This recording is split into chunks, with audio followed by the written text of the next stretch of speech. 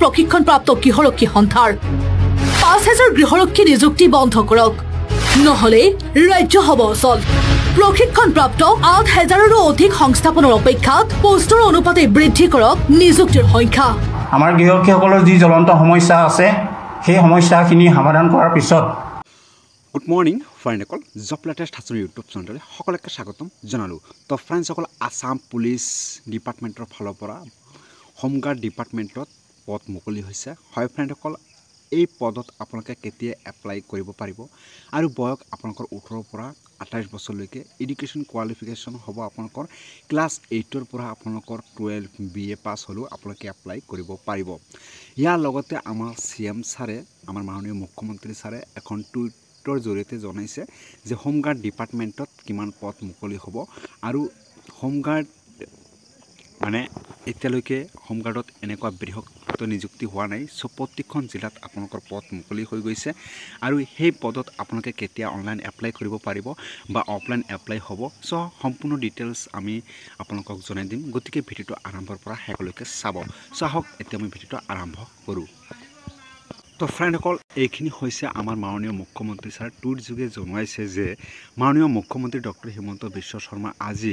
লোকসেৱা ভৱনত গৃহৰক্ষী আৰু নাগৰিক সুৰক্ষা শক্তিশালীকৰণৰ উদ্দেশ্যে এখন বৈঠকত অংশ লয় অসম চৰকাৰে লাচিত বৰফুকন পুলিচ একাডেমীত ৫,০০০ গৰাকী নতুন গৃহৰক্ষীক প্ৰশিক্ষণ দিব সো ডক্টৰ হিমন্ত বিশ্ব শৰ্মা এইখিনি মন্তব্য কৰিছে যে হেল্থ মিটিং ইন দছ এইখিনি ইংলিছত দিয়া হৈছে সেম কথা সো SLPR অফিচত আপোনালোকৰ এইখিনি জাৰি কৰা হৈছে আৰু অতি সোনকালে পোষ্ট আপোনালোকৰ খালী কৰি দিয়া হ'ব এই পদবোৰৰ প্ৰত্যেকখন জিলাত আপোনালোকে এপ্লাই কৰিব পাৰিব আৰু এইটো আপোনালোকৰ অফলাইনৰ মাধ্যমে এপ্লাই কৰিব পাৰিব আপোনালোকৰ ব্লকৰ জৰিয়তে আপোনালোকৰ নটিফিকেশ্যন দিয়া হ'ব আৰু এইবোৰত আপোনালোকৰ সিলেকশ্যন প্ৰক্ৰিয়া কেনেধৰণে হ'ব আপোনালোকৰ অনলি ফৰ ইয়াত আপোনালোকৰ ৰানিং হ'ব আৰু এখন মক টেষ্ট হ'ব পাৰে সো গতিকে এনেকুৱা আপোনালোকৰ সিলেকশ্যন প্ৰচেছ হ'ব আৰু ইয়াৰ লগতে আমাৰ যিখিনি হোমগাৰ্ড সংস্থাৰ পৰা এখন মানে তেওঁলোকে বৈঠক কৰিছে মানে সংবাদমেলত বৈঠক কৰিছে আৰু কি কৈছে আপোনালোকৰ এইটো ভিডিঅ'ত আমি আপোনালোকক দেখুৱাই আছোঁ শেষৰ ফালে গতিকে ভিডিঅ'টো আৰম্ভৰ পৰা শেষলৈকে চাব নহ'লে আপোনালোকে একো বুজি নাপাব সো এতিয়া হৈছে মানে কি এই আমাৰ সংবাদমেলত যিসকলে হোমগাৰ্ড সংস্থাৰ সংবাদমেলত তেওঁলোকে মানে মন্তব্য কৰিছে যে আমাক পাৰ্মানেণ্ট নকৰাকৈ আপোনালোকে নতুনকৈ গৃহৰক্ষীত বা হোমগাৰ্ড নিযুক্তি দিব নোৱাৰিব বুলি তেওঁলোকে আবেদন জনাইছে বা নিউজ পৰ্টেলৰ জৰিয়তে মানে তেওঁলোকে কৈছে এটা সংস্থাৰ পৰা কৈছে যে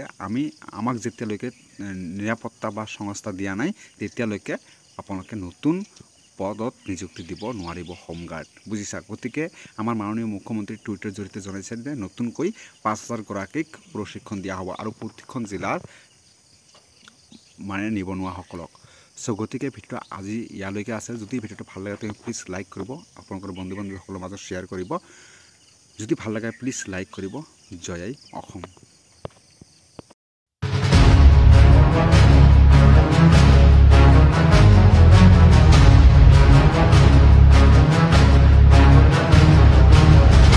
টেষ্ট দিম বুকু পাতি দিম নতুন নিযুক্তিৰ হ'ব নিদিও আমি টেষ্ট দিম বুকু দিম কিন্তু আমি নতুন প্ৰশিক্ষণ কেতিয়াও হ'বলৈ নিদিও নতুন নিযুক্তি দিলেই অচল হ'ব ৰাজ্য সংবাদমেল পাতি নতুন নিযুক্তিৰ বিৰোধিতাৰেই হুংকাৰ প্ৰশিক্ষণপ্ৰাপ্ত গৃহৰক্ষী সন্থাৰ ৫,০০০ গৃহৰক্ষী নিযুক্তি বন্ধ কৰক নহলে ৰাজ্য হ'ব অচল প্ৰশিক্ষণপ্ৰাপ্ত ৮,০০০ৰো অধিক সংস্থাপনৰ অপেক্ষাত পোষ্টৰ অনুপাতে বৃদ্ধি কৰক নিযুক্তিৰ সংখ্যা আমাৰ গৃহৰক্ষীসকলৰ যি জ্বলন্ত সমস্যা আছে সেই সমস্যাখিনি সমাধান কৰাৰ পিছত আপোনালোকে চৰকাৰে যদি নতুন প্ৰশিক্ষণ দিব বিচাৰে তাত ক'বলগীয়া একো কথা নাই বৰ্তমান অসমত ২৪,৬৯৪ জন গৃহৰক্ষী জোৱান আছে তাৰে ৮,১৬৯ জন গৃহৰক্ষী জোৱান ঘৰত বহি থাকিবলগীয়া হৈছে অসমৰ গৃহৰক্ষী পানী হান অচৰাৰ ব্যৱস্থা কৰিব বিচাৰিছে গতিকে আমি আপোনালোকৰ মাধ্যমৰ জৰিয়তে মাননীয় মুখ্যমন্ত্ৰী মহোদয় দাবী জনাওঁ যে অতি শীঘ্ৰে প্ৰক্ৰিয়াটো বন্ধ কৰিব অন্যথা অসম অচল কৰি দিবলৈ বাধ্য হ'ম গৃহৰক্ষী অনুপাতে অসমত পদৰ সংখ্যা বৃদ্ধি কৰক সদৌ অসম প্ৰশিক্ষণপ্ৰাপ্ত গৃহৰক্ষী সন্থা আৰু সদৌ অসম গৃহৰক্ষী স্বেচ্ছাসেৱক কল্যাণ সন্থাই সংবাদমেল সম্বোধনেৰে এক প্ৰকাৰে হুংকাৰ জনাই চৰকাৰক 5,000 নতুন গৃহৰক্ষীক প্ৰশিক্ষণ দিয়াৰ সিদ্ধান্ত বাতিলৰ দাবী সন্থা দুটাৰ গৃহৰক্ষী জোৱানসকলৰ প্ৰতি অন্যায় নকৰিবলৈ দাবী গৃহ বিভাগক